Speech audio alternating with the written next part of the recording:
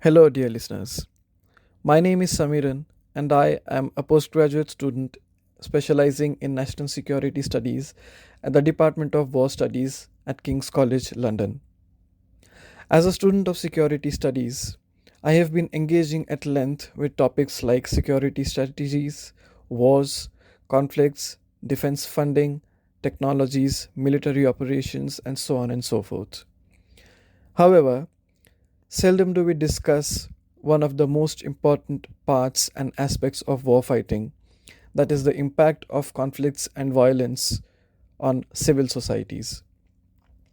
During my internship with BizGees, I tried to look at this from two analytical viewpoints: one, economic, and second, sociological, in the case of Yemen. Imagine you produce one of the most sought after commodities in the world, a product that retails for up to $500 per kilogram in London, in Dubai, in European specialty markets. A product with centuries of knowledge behind it, passed from generation to generation, from father to son, from mother to daughter. Now imagine that you, the person who made it, will never see most of that value. Not because your product isn't good enough, not because there is no demand, not because there is no market, but because every system that should sit between you and the market, the banks, the roads, the export documentation, certification, has either collapsed, been captured, or simply stopped functioning. This is not hypothetical. This is the daily reality of a honey trader in Hadramaut in eastern Yemen in 2026. And I want to use this one image: a beekeeper loading jars onto a truck as the entry point into a much larger question.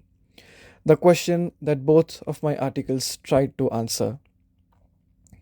The question is not how wars end, it is what happens to societies after wars end. Yemen's conflict began in 2015. A fragile truce has been held since 2022. But here is what most people do not know, or have simply stopped thinking about. In 2025, an estimated 19.5 million people in Yemen needed humanitarian assistance. That number increased from the year before. The UN's humanitarian response plan for Yemen needed $2.47 billion to reach 10.5 million people. As of mid 2025, it was 5% funded. The world moved on, the crisis did not. And this is the first thing I want to stress about post conflict societies. The most dangerous moment is often not the conflict itself, but the silence that follows it. Because when the cameras leave, so does the pressure, the funding, and the attention. And what gets left behind is not peace. It is a chronic condition of scarcity, a society trying to function inside systems that no longer work. In Yemen's case, those broken systems are very specific.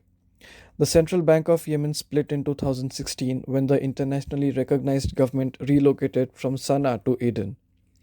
By middle of 2025, the exchange rates in Aden controlled areas reached 2900 rials to the US dollar. Yemen became a two parallel economy with each economy having its own currency, its own rules, and its own risk profile. But for a trader trying to move money across a city in Yemen, this is not an abstraction. That is almost a third of his earnings gone in a single transaction. Before the conflict, commercial banks made this transaction possible for ordinary people. That setup simply does not exist now. And this is the canvas on which post conflict resilience must be understood, not as a recovery, but as a story of survival inside collapse. So, how does survival actually look like in practice in Yemen? Hadramaut in eastern Yemen, which produces around 30 to 40% of Yemen's total honey output, produces the Sidra honey, which is considered as one of the most premium honeys in the world. Gulf buyers pay top prices for that honey. It is considered rare in European markets. In rural Yemen, families store it as wealth. The beekeepers who produce it have organized themselves into cooperatives. And I want to be very precise about what this means. Because it is easy to look at a cooperative in a post conflict economy and call it inspiring. But I want to argue something more uncomfortable. The cooperative is not a success story. It is a monument to everything that is missing and that went wrong. Every design feature of the cooperative maps directly onto a system that has failed. Collective price setting exists because individual traders have zero market power and negotiating power inside a collapsed economy. Risk pooling exists because there is no insurance, no social safety net, no institutional backstop. Informal credit chains exist because formal banking has disintegrated. Diaspora export networks exist because formal export infrastructure has collapsed. The sophistication of this model is a sign of stress, not success. And this is my central analytical insight. In post conflict societies, when we see communities organizing creatively, building workarounds, creating substitutes, our instinct is to celebrate. And there is something worth celebrating. There is collective intelligence here, cultural knowledge, trust, and agency that has tried to survive a decade of destruction. But we must not mistake the workaround for solution, because every workaround has a cost, and in Yemen, that cost is borne entirely by the most vulnerable people in the system. I want to step back from economics for a moment, because the numbers only tell a part of the story. Nearly a quarter of displaced Yemeni households are now headed by women, compared to 9% before 2015. The men are gone to the front lines, to displacement, to death.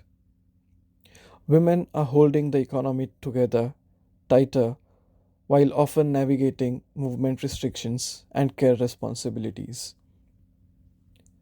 Economic participation does not mean empowerment.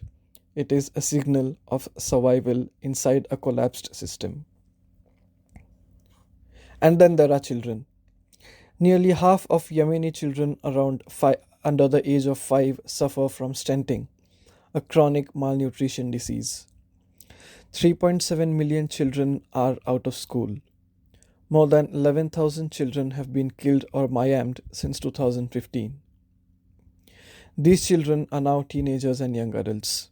They are entering an economy that has contracted by 54% since the year most of them started primary school. When we ask what post conflict resilience looks like 20 years down the road, this is the answer. This is what it looks like. And these young people are already on that road. And the systems that should be supporting them are just not there. So, what does all of this tell us about how post conflict societies shape themselves? I think it tells us three things. First, resilience is not the same as recovery.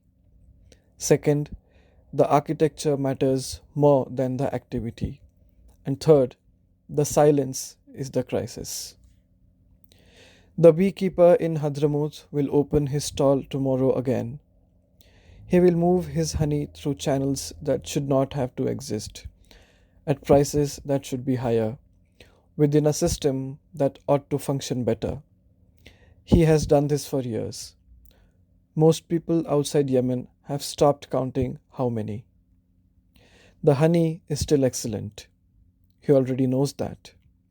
The question is whether the people responsible for rebuilding the systems around him will recognize before it is too late.